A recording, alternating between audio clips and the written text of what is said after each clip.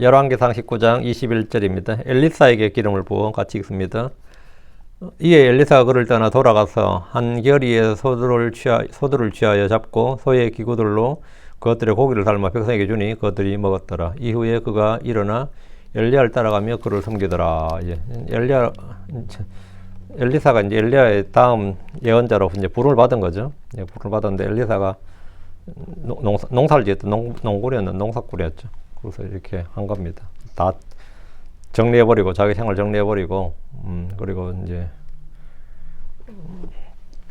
했다 이거죠. 네. 오늘 공부할 본문은 주께서 엘리야에게 주신 말씀으로 그를 이어 이스라엘에서 일할 사람, 예언자를 임명하신 장면입니다. 예언자 엘리야를 이어 주의 말씀을 선포할 예언자로 주님은 엘리사를 택하셨습니다. 세상의 배교를 지나는 상황에서 아무리 둘러봐도 성경적인 믿음을 찾아볼 수 없고 순수한 신앙을 발견할 수 없을 때 사람들이 이제 나만 홀로 남아있는 게 아닌가 이렇게 생각이 됩니다. 이제 세상은 다 끝났고 희망이 없고 나만 있는 게 아닌가. 하나님, 내가 알지 못하는 곳에 자신의 백성을 남겨두셨습니다. 만약 이 땅에서 한 해 남겨두신 백성이 없으면 이 땅은 바로 심판받게 될 것입니다. 의인이 없는 곳에 주님의 심판이 집행되기 때문입니다. 오늘 본문은 주님께서 엘리야의 항변에 답하시고 그의 잘못을 고쳐주신 장면입니다. 이 땅에 남은 자들을 통해 일하시는 주님의 섭리를, 하나님의 그 손길을 잘 보여줍니다. 우리는 주님의 이 말씀에 힘을 얻습니다. 자, 본문을 보겠습니다. 13절. 그리고 이와 같은 일이 있었으니 엘리야가 그것을 들었을 때 자기 얼굴을 겉옷으로 싸고 나가서 굴을 얻기 위해 서 있었더라. 보라, 그에게 한 음성이 많이 말씀하였더라. 내가 여기서 무엇을 하느냐, 엘리야야. 주님의 고유한 작은 음성을 들은 엘리야는 겉옷으로 얼굴을 가렸습니다. 말씀을 통해 하나님의 영광을 직접 접하게 된 겁니다. 하나님의 위대하신 능력은 창조 때부터 모든 것에 스며들어 있고 신성이 계시되지만 사람이 하나님을 진정으로 접하고 깨달을 수 있는 것은 그런 것들보다 고요한 작은 음성을 통해서입니다. 하나님의 놀라운 지혜와 전능하신 능력은 내 마음에 고요하게 속삭이는 작은 음성을 통해서 실제적으로 와닿게 됩니다. 주의 말씀이 임했다 그럽니다. 주의 말씀이 임했다. 주의 말씀이 임하는 것은 지금 저희들에게도 일상에 자주 있는 일입니다. 주의 말씀이 임한다는 거죠. 물론 사람들이 우리 주변에 일어나는 사건을 통해서 주님의 손길을 깨닫고 실패를 통해 뉘우치게 되지만 그런 것들로 얼굴을 감싸지는 못합니다. 성령께서 사용하시는 말씀을 통해서 성령께서 사용하시는 말씀이 고요한 작은 음성, 세미한 음성으로 나에게 임할 때 변화를 받습니다. 어떤 형제님이 오랫동안 신앙생활을 했지만 구원에 대한 확신이 없어서 고민하다가 우리 수련회를 보통 한국인 여름에 수련을 많이 합니다. 여름에도 가끔 하고 기도회도 가고 그런 산마다 수련회관도 많이 지어놨어요. 그래가지고 그런데 가는데 제목을 달죠. 십자가 수련회, 무슨 부흥 수련회 이런 수련을 하는데 십자가 수련회 해가지고 제목이 그때가 십자가 수련회였어요. 그 타이틀이. 4박 5일간 하는 거 다져왔는데, 그럼 수련회를 이제 하도 초청을 하니까 갔어요. 4박 5일이면 일주일이죠, 그래서 가서 이제 굉장히 기대를 하고 왔던 것 같아요. 하도 이제 오라는 초청하는 사람이 여기 오면 성령이 뜨겁게 산다고 그러고 그러니까 굉장히 기대를 하고 갔는데, 4박 5일 동안 표적은 아니더라도 굉장히 큰 영적 각성이나 큰 은혜가 임하기를 원했지만, 닷새 동안 아무런 감동도 확신도 없이 수련회는 끝나고 말았습니다. 아침 저녁으로 말씀은 계속 전하는데 말씀을 계속 들었는데 열몇 편이나 들었는데 아무런 감동도 확신도 없었다 이거예요. 그래서 굉장히 매우 실망한 채 돌아와서 굉장히 실망한 채 골방으로 들어가서 엘리야처럼 하나님께 아무 응답도 없는 것에 대해서 불평을 했습니다. 돈 내고 수련회 가가지고 시간 쓰고 돈 쓰고 근데 갔다 그냥 헛걸음했다고 생각한 거죠. 그때 고요한 작은 음성이 임했습니다. 그 사람 제가 알아요. 그 명지대 다녔거든요. 삼립식품인가 그 사장님 아들이에요. 그래가지고 그날 술에 갔다 온 우리 다른 청년들하고 우리 전부 다 피곤해가지고 전부 다 쓰러져 자는데 혼자 너무 실망해가지고 그 지하 차고에 가가지고 기도를 했어요. 지하 차고에 가서. 그때 이게 그 사람 마음에, 그 친구 마음에 진짜 세미한 주의 음성이 임했는데 이 친구가 주는 그러시오 살아계신 하나님의 아들이신 이사 이렇게 그 절서 고백하고 일어나 나오는데 딴 사람 됐어요.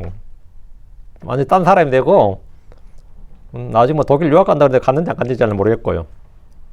그 감정은 제가 생생히 지금도 기억해요. 그자 같이 누워서 이야기를 했는데 그 형제는 이후에 어떤 다른 어떤 것도 필요로 하지 않았습니다. 그런 말씀을 통해서 세미한 음성으로 역사하시는 살아계신 하나님을 만난 겁니다.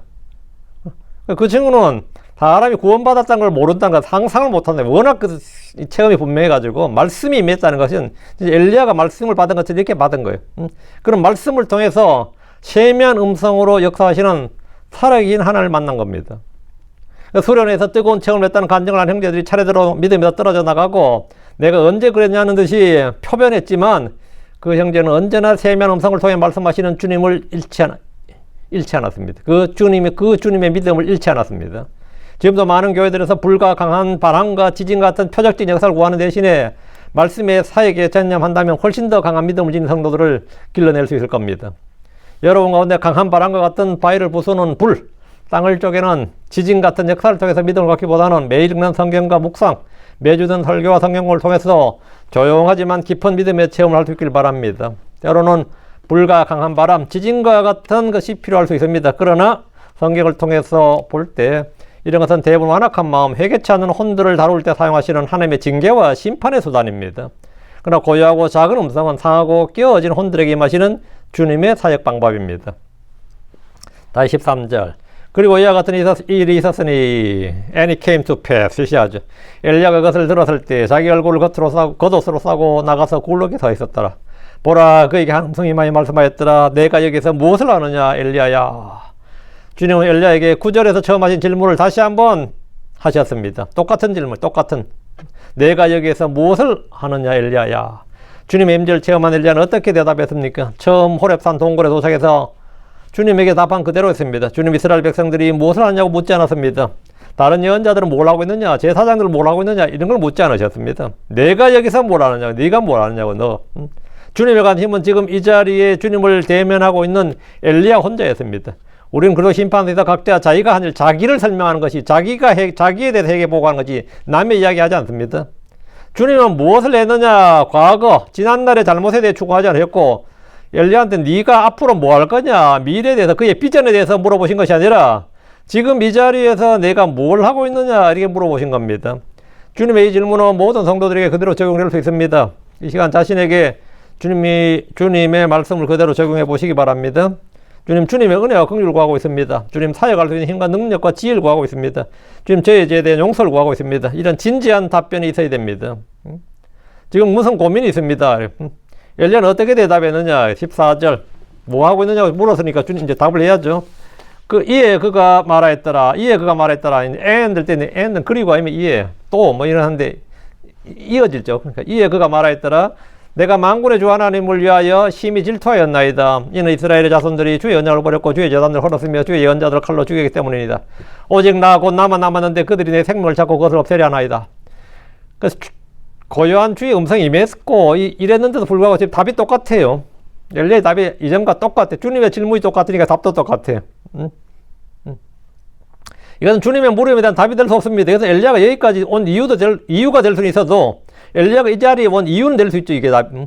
주님이 물은 것, 내가 여기서 무엇을 하느냐 엘리야야, 이 물음에 대한 답은 될 수가 없습니다. 뭘 하느냐 물으면 뭘 한다고 말이죠. 내가 지금 서 있습니다. 앉아 있습니다. 주님 응답을 기다리고 있습니다. 주님 얼굴 구합니다든지 인생 고민을 해결해 주십시오 하든지 이런 답이 해야지. 내가 여기 왜 왔는지를 지금 계속 말하는 거예요. 내가 옛날에 뭘 했고 내가 여기 왜 왔는지, 내가 왜 왔는지. 그들이 내 생명을 잡고 그걸 없애려 한다. 나 죽이려고 해서 여기 왔다 이 말인데, 그건 질문과 답이 지금 엇나가고 있는 거죠. 엘리야는 주님의 질문에 자신이 과거에 했던 일을 말했고 이스라엘 자손이 했던 일과 지금 하고 있는 일을 고소하고 있습니다. 백성들을 심판해달라고 지금 고발하고 있는 거죠. 그들이 나 죽이려고 한다고. 하나님 엘리야가 말하지 않아도 이 모든 일을 다 알고 계십니다. 엘리야의 말에는 잘못 알고 있는 것도 있습니다. 오직 나만 남았거늘, 이건 팩트가 아닙니다. 오직 나만 남았거늘, 이것은 엘리야의 생각이고 자기의 추측입니다. 물론 많은 주의 예언자들이 죽었고 공적 무대에 나와서 주님을 증언하는 사람들이 이스라엘에 없을지 몰라도 여전히 주의 종들은 남아 있습니다. 지금 이곳 LA에도 주님의 바른 말씀을 갈구하고 생명의 말씀을 시구하며 진리에 목말라 하는 성도들이 많이 있을 겁니다. 많이 있어요. 근데 목사님들 중에서도 그러거든요. 요즘 말씀 제대로 전하는 목사님 거의 없다고 그래. 목사님들도 그런 말 해요. 많이 있겠죠. 성도들도 요즘 제대로 된 교회 찾기 어렵다고 그런 말 막 많이 합니다. 결국 뭐 남은 남았다 이 말이 비슷한 거죠. 15절. 그리고 주께서 그에게 말씀하였더라. 가서 내 길로 광야를 거쳐 다마스쿠스로 돌아가라. 내가 이르거든 하사엘에게 기름을 부어 시리아를 다스릴 왕으로 삼으라. 주님 엘리야의 답변에 대해 아무 말씀도 하지 않으시고 바로 그에게 새로이 해야 할 일을 맡기게 하십니다. 엘리야는 어쨌든 시키는 일은 잘 아니까요. 그 순종하고 여기 머뭇거리잖아요. 시키는 일은 어쨌든 간에 엘리야는 순종을 합니다. 이는 하나님께서 잘못을 범한 성도들을 돌이키시고 회복시키는 방법인데 너는 내 길을 돌이켜. 내 길을 돌이켜. 이걸 우리가 한 단어로 말하고 그러죠. 회개라 그래요. 내 길을 돌이켜. 이게 회개입니다. 엘리야는 지금 왔던 길을 돌아가야 했습니다. 주님 배속교를 책망하실 때 계시록 2장 5절에 그러므로 내가 어디로부터 떨어졌는지 기억하고 회개하라. 그리고 처음 행위들을 하라. 회개하라. 그리고 처음 행위들을 하라. 새로 시작하는 거죠. 새로 시작하라는 거예요. 엘리야는 실패한 지점으로 다시 돌아가야 했습니다. 그가 도망쳐 걸어왔던 광야의 길로 다시 돌이켜야 했습니다. 이는 성경 전권에서 일관적으로 나타난 주님의 역사 방법입니다. 베델에서 주님을 만난 뒤에 떠났던 야곱은 결국 다시 베델로 돌아와야 했습니다. 제자리로 돌아가는 것이 바로 회개입니다. 있어야 할 곳으로 가는 것. 벗어났으면 제자리로 돌아가는 것. 이게 회개예요. 제자리로 돌아가는 것. 예레미야 3장 12절에 가서 북쪽을 향해 이 말들을 선포하며 말하라. 돌아오라 너 타락한 이스라엘아 주께서 말씀하시니라. 그러는 내 분노가 너를 덮치지 아니하게 하리니 이는 내가 자비롭기 때문이라. 주께서 말씀하시니라. 그리고 내가 분노를 영원히 품지 아니하리라. 회개하라. 돌아오라 타락한 이스라엘아. 하면서 뭐예요? 주께서 말씀하신다. 우리는 베드로를 통해 이런 예를 잘 볼 수 있습니다. 주님은 베드로를 처음 부르신 그곳으로 베드로를 찾아가서 돌이켰습니다. 그리고 내 양을 먹이라 이 새로운 사명을 부여해 주셨습니다. 이는 영혼을 소생시킬 뿐 아니라 새로이 주님을 섬길 일을 주신 겁니다. 사람들은 한번 실패한 사람에게 새로운 일을 맡기려고 하지 않습니다. 이미 전에 안 된 일을 그 사람 또 그 일 하라 그러면 안 되죠. 그리고 그 사람에 더 중요한 일을 맡기지 않습니다. 새로이 일을 주셨다는 것은 그 자체가 크신 사랑의 확증입니다. 주님은 제2의 기회를 주시는데 인색하지 않습니다. 하나님은 언제나 나의 편이 되시기 때문입니다. 시편 118편 6절 7절에 나의 고통 가운데 내가 주를 불렀으며 나의 하나님께 부르짖었도다. 그분께서 그분의 성전 밖에서 부르짖는 내 목소리를 들으셨도다. 또 내 부르짖음이 그분 앞 심지어 그분의 귀에까지 이르렀도다. 그때 땅이 흔들렸고 떨렸도다. 그리고 산들의 기초들 또한 요동하고 흔들렸으니 이는 그분께서 진노하시기 때문이라. 내가 이렇게 부르짖는다. 그럼 주님께서 뭐예요? 들으셨도다. 심지어 그분의 귀에까지 이르렀도다. 이렇게 거죠. 15절 말씀입니다. 그리고 주께서 그에게 말씀하였더라. 가서 내 길로 광야를 거쳐 다마스쿠스로 돌아가라. 내가 이르거든 하사엘에게 기름을 부어 시리아를 다스릴 왕으로 삼으라. 주님은 사무엘에게 사울과 다윗에게 기름을 부어서 왕이 되게 하신 것처럼 엘리야에게 그런 영예를 주셨습니다. 이전까지 엘리야는 사람을 세우고 사람을 양육하고 사람을 키우는 일을 하지 않았습니다. 그러나 사역에서 가장 중요한 것은 언제나 일이 아니라 사람입니다. 하늘에서 불을 내리거나 비를 내리는 것보다 더 중요한 게 뭐냐? 사람을 키우는 거, 사람입니다. 하나님을 따르는 믿는 사람을 양육하는 거죠. 하늘에서 불을 내릴 일보다 한 명의 제대로 된 제자를 양육하는 것이 더 크고 위대한 일입니다. 엘리야는 이제 하늘을 닫고 여는 그런 큰 일보다 사람을 세우고 후계자를 세운 일을, 그 일을 해야 하는 겁니다. 지금 이스라엘이 해야 될 일이 바로 그겁니다. 주님의 관심은 일보다 사람입니다. 사람이야말로 하나님의 사역 방법입니다. 주님은 유다나 이스라엘이 아닌 시리아의 왕도 세우십니다. 잠언 8장 15, 16절에 이를 통해 왕들이 통치하며 또 통치자들이 정의를 포고하느니라. 나를 통해 통치자들과 귀족들 심지어 땅의 모든 재판관들이 다스리느니라. 나를 통해. 그 권력 위로부터 온다는 말이 맞는 말이죠. 나를 통해 통치자들, 귀족들, 심지어 땅의 모든 재판관들이 다스리느니라. 근데 그 재판관들이 주님 주신 권력을 이제 공유롭게 사용 안 하는 게 이제 문제죠. 그거는 하나님께 다 심판받을 일이고요. 오늘날과 같이 투표를 통해서 통치자를 뽑는 이런 시대에도 성경이 정한 이 진리는 변함이 없다는 점을 알아야 됩니다. 우리는 이건 미국이나 저희 조국 대한민국에서 늘 바른 통치자가 나올 수 있도록 주님께 기도해야 됩니다. 바른 통치자가 나올 수 있도록. 주님께서 제대로 된 통치자를 채워주시기를 간절히 구해야 됩니다. 악한 통치자는 그 사람의 문제가 아니라 주님의 징계의 심판입니다.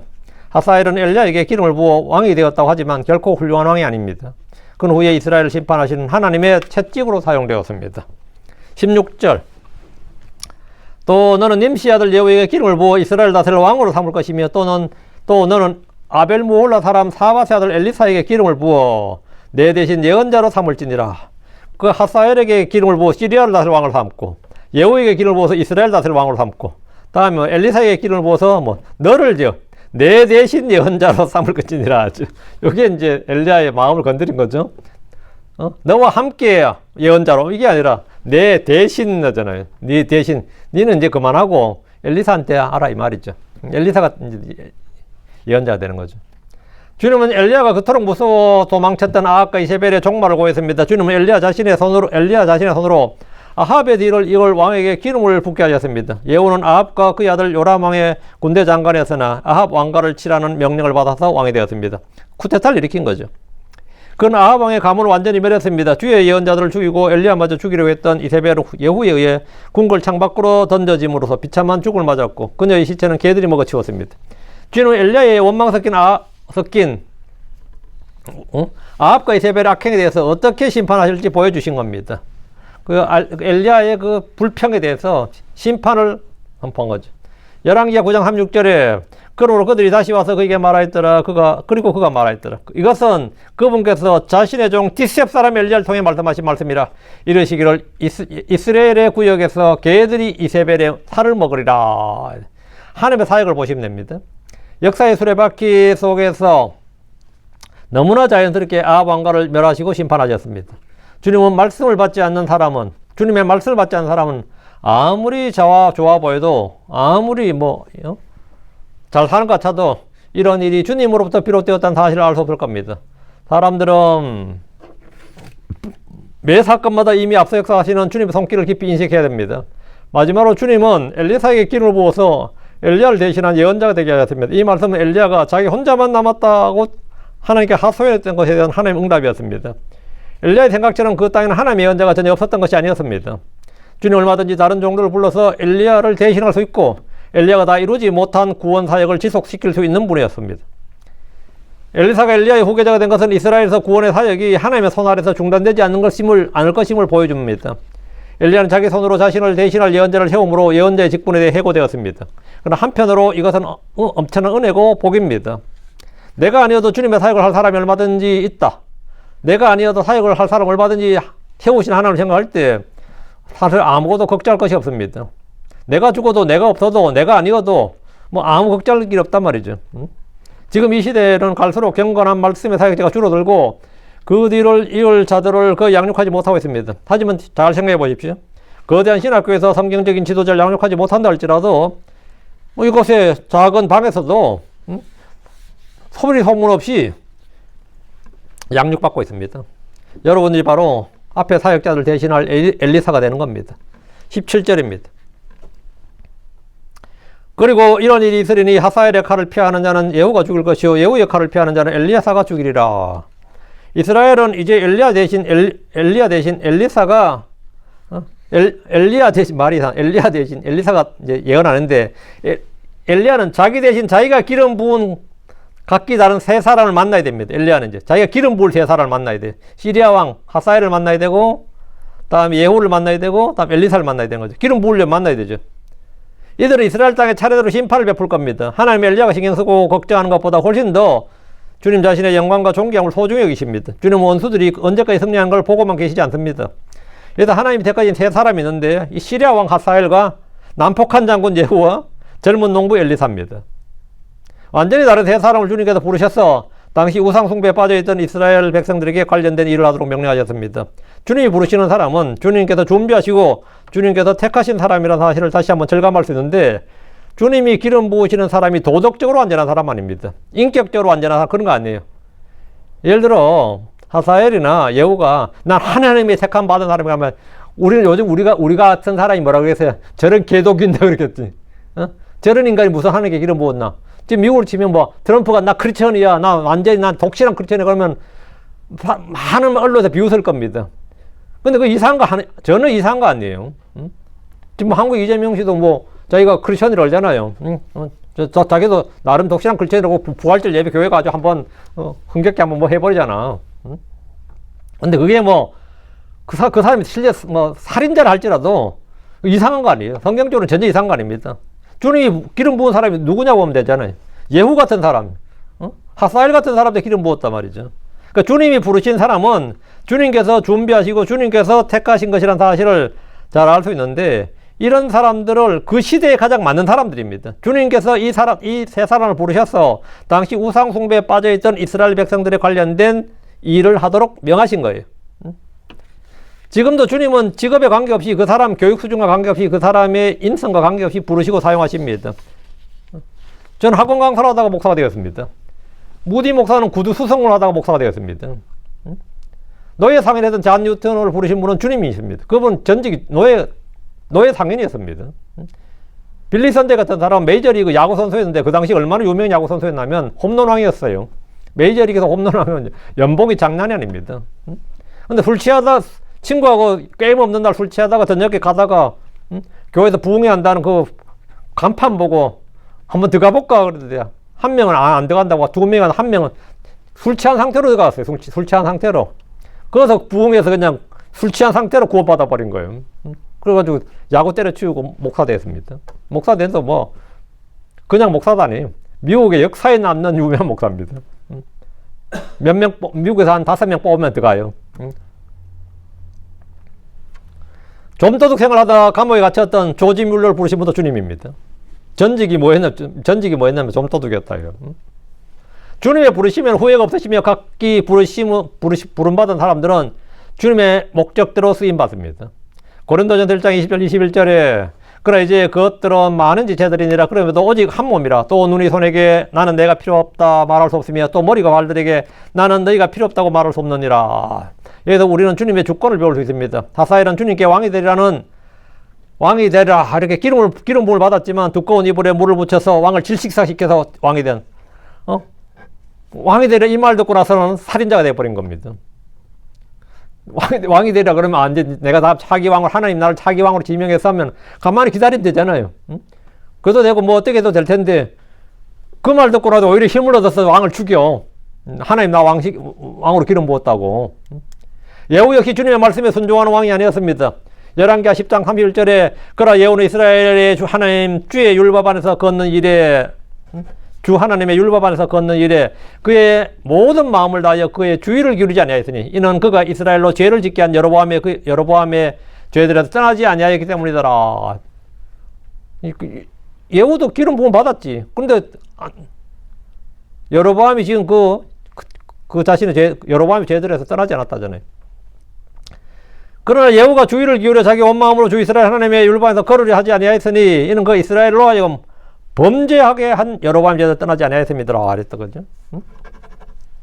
이는 하나님께 기름 부음을 받고 쓰임 받는 자체가 그 사람의 영성과 경건의 척도가 될 수 없다는 사실을 잘 보여줍니다. 우리 교회는 몇만 명, 몇십만 명 양떼를 먹이는 위대한 목사님이나 설교자나 수십 권의 책을 쓰고 훌륭한 기독교 사업을 하는 분들이 꽤 많이 있습니다. 그들은 모두 자신들이 하나님께 기름 부음 받았고 그 일을 위해 부름 받았다고 주장합니다. 근데 거기다 우리가 반박할 필요 없습니다. 네가 무슨 지까짓 게 무슨 내가 그 곁에서 그 사람의 비서로 일했는데 그 지금 뭐 사무원으로 일했는데 인간이 아니에요 막 이렇게 증언하는 축건들이 많이 있거든요. 그렇다 그 사람 기름 부음 받지 않는 거 아닙니다. 그 사람이 기름 부음 받지 않았다고 말한다고 기름 부음 받지 않은 거 아니에요. 그거 아무 상관없습니다. 아무 상관없어요. 굉장히 훌륭한 목사인 줄 알았더니 막 나중에 성추행범으로 막 감옥 가 있는 사람 목사들이 부드러워하죠. 한국에 지금 뭐 그것도 다 늙어가지고 말이죠. 다 늙어가지고 지금 어떻게 미투 운동 벌어질 때 많이 걸렸죠. 근데 그건 사실일 수 있습니다. 뭐 나는 그 부정 안 해요. 사실일 수 있어요. 그러나 그 기름 부음과 그 부르심으로 인해서 자동적으로 그 사람이 뭐 선한 사람이고 의로운 사람이고 거룩한 사람이라는 보증이 되는 건 절대 아닙니다. 그건 절대 아니에요. 이는 하사엘이나 예후가 결코 의인이 아니었던 것 같습니다. 1만 명의 성도를 가진 목사로 해서 10명의 성도를 가진 목사보다 결코 더 위대한 것도 아니고 목사나 부흥사란 직책이 소위 말한 평신도들보다 더 거룩하고 의롭다는 것을 담보해주지 않습니다. 그 직책이나 직분이 그 사람이 더 위대하다, 더 훌륭하다는 건 아닙니다.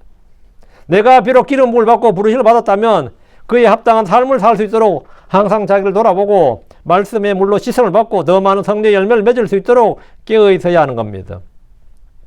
17절에 그리고 이런 일이 있으리니 하사엘의 칼을 피하는 자는 예후가 죽을 것이요 예후의 칼을 피하는 자는 엘리사가 죽이리라. 이는 말할 수 없이 엄숙한 경고고 무서운 심판입니다. 하나님께서 더 이상 이스라엘 참으시지 아니하시고 칼로 심판하시겠다는 건데 이는 기근이나 가뭄보다 훨씬 더 직접적이고 실제적인 심판입니다. 잠언 29장 1절에 자주 책망을 받으면서도 그의 목을 굳게 하는 자는 갑자기 멸망하리니 거기에는 치유가 없으리라 합니다. 거긴 치유가 없으리라. 엘리야를 통해 수없이 반복된 주의 말씀과 크신 권능에도 불구하고 마음으로부터 회개와 변화를 받지 못했기 때문에 하나님은 그들에게 칼을 보내시겠다는 겁니다. 하사엘의 칼, 이거는 외부의 칼이잖아요. 예후의 칼은 뭐죠? 내부의 칼입니다. 이걸 내후 외환이라 그러죠. 외환은 전쟁이고 내후는 반란이죠. 혁명 반란 이게 다 내환이죠. 내란이지. 오전 말하면. 이는 오늘날 모든 나라의 위정자들과 백성들이 받아야 될 교훈입니다. 주님은 반드시 칼로 심판하십니다. 개인도 마찬가지입니다. 주님 오래 참으심에도 회개하지 않을 때 여러분의 생활 가운데 자연스럽게 찾아오는 심판들이 있을 겁니다. 질병이나 사고는 오히려 작은 일입니다. 주님의 심판 중에 정말 무서운 것은 나를 대적할 사람을 세우는 겁니다. 대적자를 세우는 거예요. 직장에서나 학교에서나 친구 중에서나 때로는 가족 중에서나 교회 내에서 전혀 고분고분한 사람이 아니면 나하고 별로 뭐 대면대면하고 별 관계없던 사람들이 갑자기 대적자가 되네요. 나를 대적하는 사람이 있을 수 있습니다. 이때 주님께 돌아가서 회개해야 됩니다. 18절입니다. 그러면서 내가 내게 이스라엘 안에 7,000명 남겨두었나니 곧 바알에게 절하지 아니한 모든 무릎들과 바알에게 입맞추지 아니한 모든 입이니라. 주님 우상 숭배로 얼룩진 백성들 가운데 7,000명의 의인을 남겨두셨습니다. 이들이 드러나게 행동하지는 않았지만 상한 심령으로 기도하고 의로운 혼이 고통받았던 사람들이란 점은 의심의 적 없습니다. 이는 2000년 교회사를 통해서도 생생한 증거가 됩니다. 중세 유럽은 모두가 다 로마 캐톨릭이었습니다. 성경대로 믿는 신자, 성경 신자들은 없는 것 같았지만 단 한 번도 성경 신자의 맥이 끊이지 않았습니다. 이는 주님께서 친히 자기 백성을 보존하시기 때문입니다. 공산주의가 들어가서 기독교는 더 이상 없는 것 같았던 러시아나 중국에도 많은 크리스천들이 그 암흑의 시기를 묵묵히 견디고 믿음을 전수해 주었습니다. 주님은 남은 자를 통해서 일하십니다. 주님은 다수를 기뻐하시는 것이 아니라 신앙의 순수성을 지키는 자들을 보존하고 남겨두십니다. 19절. 그가 거기서 떠나 사바시 아들 엘리사를 발견하였는데 그가 12결의 소를 서로 밭을 갈고 있었고 그는 12번째와 함께 있었더라. 엘리야가 그 곁을 지나가며 자기 겉옷을 그 위에 던졌더라. 엘리야는 호렙산의 동굴을 떠나서 엘리사를 만났습니다. 엘리야는 이제 호렙의 동굴에서 받은 말씀을 순종해야 될 때입니다. 겉옷을 던진다는 것은 예언자의 직분을 수여한다는 표시입니다. 우리가 옷을 벗긴다 이러면 무슨 뜻이에요? 옷을 벗긴다 그러면 직장 그만두고 해고죠. 네 옷 벗을래 그런 말 쓰죠. 그건 관복이나 이런 게 다 옷으로 그게 됐기 때문입니다. 우리 그럴 때 그 말 많이 썼고요. 지금도 쓸 겁니다. 네 옷 벗고 싶냐? 그 말은 네 그만두고 싶냐? 해고한다는 말이고 반면에 옷을 준다는 건 뭐죠? 제복을 준다 이건 뭐죠? 이 옷을 입고 근무하라 이거죠. 그 겉옷을 던졌다 이거. 엘리야가 자기 겉옷을 던졌다 엘리사에게. 그 직분을 수여한다 이 말입니다. 이것은 후계자 계승에 굉장히 중요한 일입니다. 모세가 여호수아에게, 바울이 디모데에게, 엘리야가 엘리사에게 사역을 계승한 것은 교회의 존속 원리이기도 합니다. 우린 최초의 대제사장에서는 아론의 옷을 벗겨서 그의 아들 엘라셀에게 입힘으로써 사역을 계승한 예를 압니다. 아론이 죽을 때요. 그냥 죽고 나서 옷 벗긴 게 아니라 옷을 벗겼어요. 옷을 벗겨서 엘라셀에게 입혔다고. 그 옷을 벗긴다, 입힌다 이게 뭔지 알겠죠? 엘리야로서는 참으로 섭섭한 일일 겁니다. 개인적으로, 인간적으로 보면.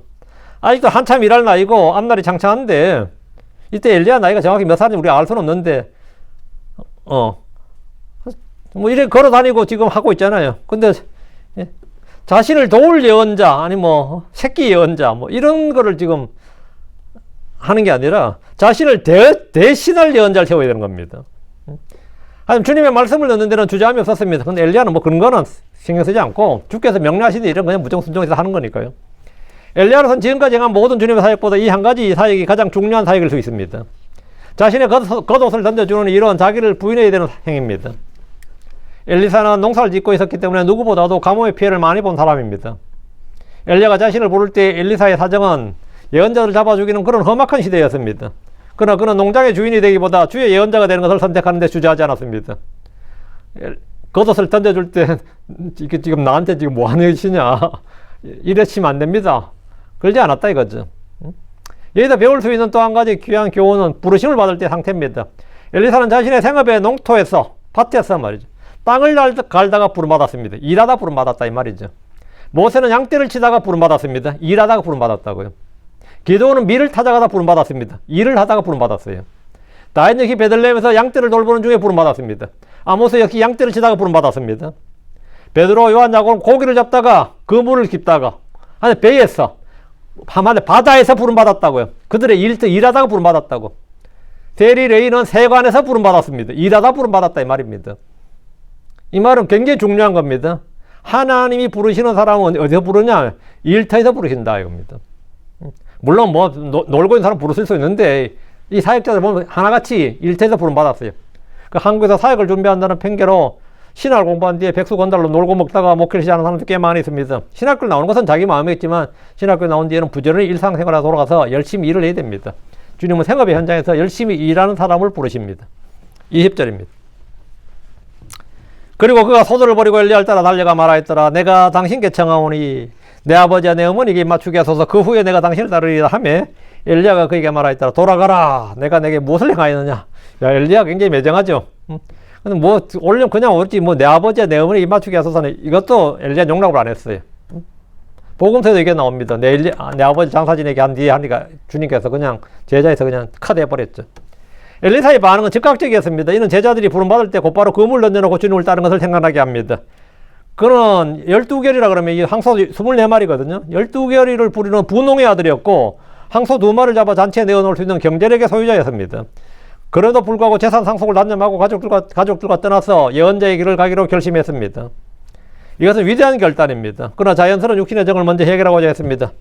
누가복음 9장 59절에 62절에 보면 또 다른 사람에게 나를 따르라 하시거늘 그가 이르되 주여 먼저 내가 가서 내 아버지에게 장사진에게 허락하옵소서 하니 예수님께서 그에게 이르시되 죽은 자들로 하여금 자기의 죽은 자들을 장사진에게 하고 오직 너는 가서 하나님의 왕국을 선포하라.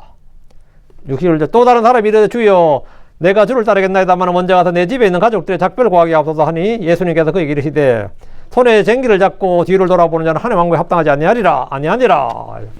주님께서 이렇게 딱 말씀하셨다 이거죠. 엘리야는 즉각 엘리사에게 냉정한 답을 했습니다. 돌아가라. 내가 내게 무슨 일을 하였느냐 아니라. 주님께서 육신의 정에 매이는 자들을 거부하셨듯이 엘리야 역시 엘리사를 돌려보냈습니다.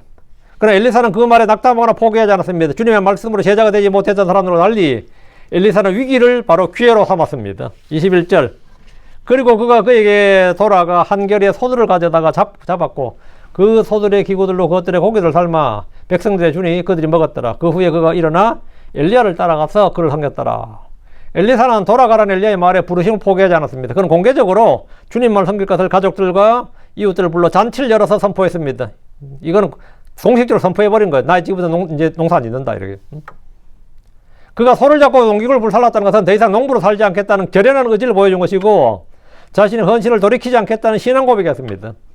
엘리사는 엘리야를 따라간 것이 얼마나 위험한 삶인지 잘 알고 있었습니다. 잘못하다는 죽는 거죠. 지금 시대가 누굽니까? 아합이 왕이잖아요.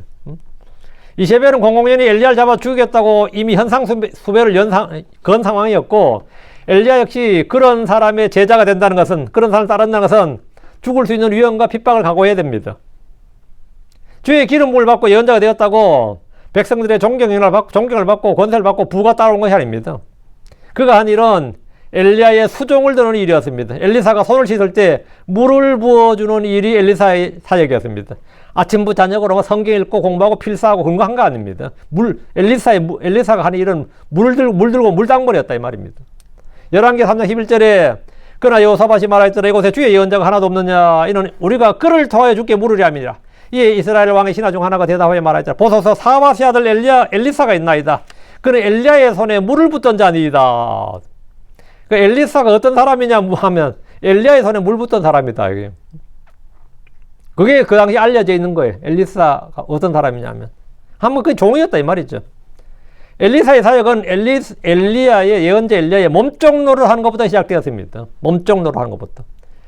그래서 사나이로 태어나서 주의 부름을 받았으면 뭐 기름 부음을 받았으면 뭔가 세상을 뒤흔들 만한 일을 해야 할 것 같지만 그렇지가 않았습니다.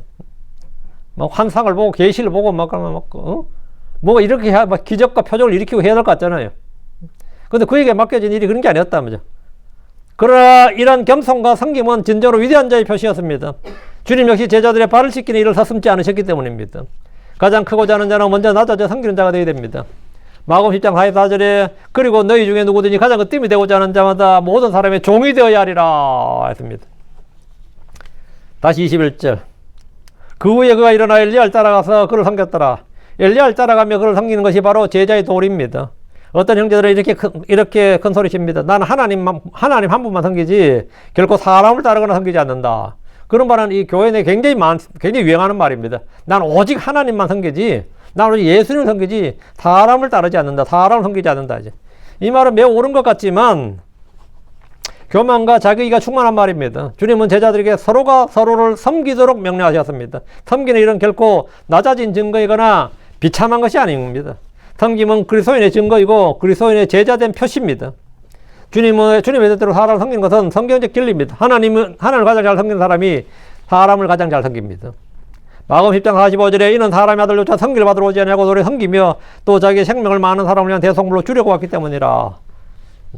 오늘 우리가 말씀을 좀 정리합니다. 주님은 엘리야에게 고요하고 작은 음성으로 말씀해 주셨고 제2의 세컨드 찬스, 제2의 기회를 주셨습니다. 주님은 저와 여러분에게 강한 바람이나 불이나 지진이 아니라 일상의 생활 속에서 호련히 마음속에 떠오르는 말씀, 떠오르는 성경 구절 또는 혼의 깊은 곳에 파고드는 강단의 설교나 묵상의 시간에 받는 교훈이나 일하다가 문득 깨닫게 되는 말씀들을 통해서 주님의 고요하고도 작은 음성을 듣게 됩니다. 이런 말씀을 통해서 마음을 새롭게 하고 삶의 전기가 마련됩니다. 주님은 엘리야에게 말씀을 주신과 동시에 사명을 주셨습니다. 말씀에는 반드시 사명이 있습니다. 여러분에게 주어진 말씀이 있다면 그에 상관한 사역, 소위 말 일이 있을 겁니다. 그냥 말씀만 오고 기분만 막 좋아. 그냥 기분만 한껏 좋아. 이번 한 주간 기분이 너무 좋았어. 그거는 제대로 말씀을 받은 게 아니에요. 반드시 받은 말씀에는 그에 상관한 일이 있어요. 일이 있어요. 뭐 해야 될 일이 있다고. 그 일을 우리가 뭐라면 사명 또는 소명이라고 합니다. 그 일을 사명 또는 소명이라고 해요. 그 일을 하는 게 그 일이 뭐냐? 그게 열매입니다. 그 일을 할 때 이제 그 열매 맺었다고 합니다. 그냥 생각만, 기분만 막 좋아. 말씀 받고 기분만 좋아. 그 은혜 받았다 기분 좋아. 근데 아무 일을 안 해요. 그거는 말씀을 받은 게 아닙니다. 주님 엘리야에게 돌아가도록 하셨습니다. 실패한 사람 처음 자리로 돌아간 회개에서부터 일을 시작할 수 있습니다. 둘째, 주님께 기름 부음 받고 세움을 입었다고 해서 그런 사실 자체가 그 사람을 거룩하고 의롭게 하지 않습니다. 내가 기름 부음 받았다는 그 사실 자체가 나를 성숙시키거나 뭐 인격적 변화를 한데 이루거나 그런 거 아닙니다. 그때부터 믿음과 순종의 길을 걸어야 됩니다. 하사엘과 예후를 보시면 됩니다. 하사엘과 예후가 기름 부음을 받았다고 해서 위대한 사람이 되는 아니지. 그냥 왕이 된 것 뿐입니다. 왕이 된 거예요. 그게 다입니다. 하는 짓은 여전히 불법과 죄였습니다. 사울도 기름 부음 받았어요. 그 자체가 그 사람을 위대하게 만드는 건 아니다 이 말입니다. 대체 엘리야는 일하는 엘리사에게 지나가며 겉옷을 던졌습니다. 지금도 주님 우리와 동행하시며 우리의 곁을 지나가시며 나를 따르라 부르십니다. 여러분 어떻게 응답하시겠습니까? 주를 따르면 됩니다. 따르지 않으면 안 되는 거, 그냥 못 따른 거고요. 그냥 사는 거고요. 넷째, 여러분은 엘리사처럼 자신의 현장에서 열심히 일을 하고 있느냐 한번 생각해 보십시오. 일을 하지 않는 자는 주님이 결코 부르지 않습니다. 내 포도나서 일하러 할 때 주님께서 물론 뭐 밭에 아직도 놀고 있느냐, 나한테 일 시킨 사람이 없어서 뭐 주는 일거리가 없어서 하면 주님 무조건 불러서 일을 하게 하는데 일을 하라고 주님께서 말씀하신 거죠. 일을 하라고요. 다음, 여러분은 하나님의 부르심에 응답하고 있습니까? 응답했습니까? 그렇다면 그 사실을 공개적으로 선포하고 여러분의 농기구를 다 불태워야 됩니다. 돌아갈 구석을 뒷구멍을 남겨두면 안 돼요. 기도할 때 뒷문을 열어놓고 기도하면 안 됩니다. 뒷문을 열어놓고. 그래서 하나님이 만약에 내가 지금 하는 기도 응답 안 하실 때는 난 이렇게 해야지 하고 나도 옵션이 하나 이 사실 남겨놔. 옵션이 하나 뒤에 있어 사실은. 그럼 제가 딱 들으면 그런 생각 들어요. 아, 그 기도 응답 안 되겠구나 생각해요. 그 기도는 이미 뒷문이 열려 있네. 그 사람의 뒷문이 열려 있네. 그거 하지 뭐. 주님 따로 응답할 필요 없죠. 뒷문이 열려 있단 말이죠. 그러면 뒷문이 열려 있는 사람은 절박하지도 않습니다. 안 되면 세컨 옵션이 있잖아요. 안 되면 그런 게 있죠. 제가 처음에 여기 미국 왔을 때도 한참 있다가 제가 비자 문제가 빨리 해결이 안 되겠어요. 그럼 안 되면은 한국 돌아가야지 내가 어제 불체자로 여기 사냐 이러더니만은 그 듣던 사람이 그러더라고. 에이, 그러면 안 되겠네요. 그러더라고. 아, 이거 목사님 그러면 안 되겠네요. 그러더라고. 그 사람 제 말에 들은 게 뭐냐면, 옵션이 있다고 본 거예요. 이 사람 언제든지 돌아갈 마음이 있구나. 이렇게 딱 본 거죠. 그러면 그분 딱 저한테 그러더라고. 내가 뭐 어떡하냐고. 비자 안 나오면 가야지. 그랬더니만, 에이, 그러면 안 되겠네요. 그러더라고. 저도 이제 그때 뭐 하나 딱 배운 거가 있었어요. 아, 이게 옵션이 뒤에 있다. 옵션이 뭐가 있구나. 그 부르심에 응답했다는 건 말이죠. 내가 그 부르심에 응답했다는 것은 그 사실을 공개적으로 선포하고 그냥 농기구를 불태우는 겁니다. 여러분이 부르심을 받으면 부르심을 받으면 따라다니면서 남의 말 시키고 손에 물을 부어주는 일부터 해야 됩니다. 근데 그건 굉장히 내가 기대했던 삶이 아닙니다. 내가 기대했던 삶은 이게 아닌데 내가 이 짓 하려고 이거 한 거 아닌데 말이죠. 엘리사 같이 분홍의 자식이에요. 스스로가 소도 많고 밭도 많은 사람이다 말이죠. 그런 사람이 가서 엘리야 계속 따라다니면서 손발 닦을 물이나 준비하는 사람이라면 별로 기분 좋은 일이 아닙니다. 그러나 그런 섬김의 준비가 되어 있어야 됩니다. 그 일부터가 사실은 시작인 겁니다. 오늘은 여기까지 하고 19장 마치고 다음 시간에 20장은 처음으로 이제 20장은 엘리야와 엘리사 이야기가 아니에요. 지금까지 한참 이제 엘리야 엘리사 이야기가 한참 나왔는데 엘리야 엘리사 이야기가 아니라 다시 이제 소위 말하는 세속 역사죠. 세속 역사인데 이야기를 잠깐 하고 이렇게 또 다루도록 하겠습니다. 잠깐 기도하겠습니다. 위대하시고 거룩한 주 하나님 감사합니다. 하나님 참 저에게 늘 말씀을 주시고 성령을 충만케 해주시고 또 저에게 빛을 비추어 주셔서 저희가 좌로나 우로나 치우치지 아니하고 오직 믿음의 표대가 되신 또 부르심의 상을 향해서 쫓아갈 수 있도록 예수님으로 더 눈을 거두지 않고 예수를 바라보고 걸을 수 있도록 해주시고 달릴 수 있도록 해주시옵소서. 전능자주 하나님께서 은혜 베푸시고 복을 주셔서 아버지 하나님 말씀 읽을 때나 들을 때나 또 생각할 때나 또 어떤 사건에서나 고난 가운데서 이런저런 일들에서 참 저희가 그 말씀이 떠오르도록 해주시길 간구합니다. 전능자주 하나님 복을 주시옵소서.